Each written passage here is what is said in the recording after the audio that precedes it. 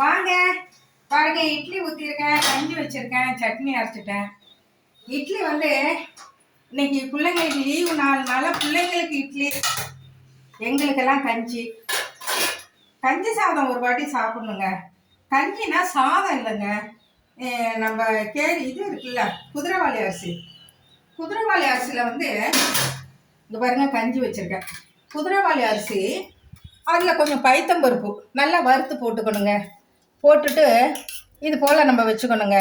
சட்னி தாளிச்சிருக்கேன். 2 இட்லி வச்சுட்டு கூட நம்ம இந்த மாதிரி குதிரைவாளி அரிசியில் கஞ்சி செஞ்சுக்கலாம்.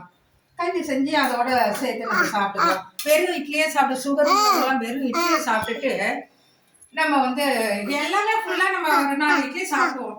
இது வந்து 2 இட்லி சாப்பிட்டுட்டு கொஞ்சம் கஞ்சி கொஞ்சம் சாப்பிட்டுக்கிட்டோம்னா உடம்பு ஹெல்த்தியாக இருக்கும். நீங்கள் பூரா காலையிலேருந்து சாயங்காலம் வரைக்கும் நீங்கள் வேணால் சாப்பிட்டு பாருங்க, ஹெல்த்தியாக இருக்கும். கொஞ்சம் பைத்தம்பருப்பு வறுத்து போட்டுக்கணும். நமக்கு எவ்வளோ குதிரைவாளி அரிசி தேவையோ அவ்வளோது குக்கரில் போட்டுக்கிட்டு கொஞ்சம் பருப்பு வறுத்து அதோட சேர்த்து போட்டுட்டு கொஞ்சம் போட்டுக்கிட்டா போதும்.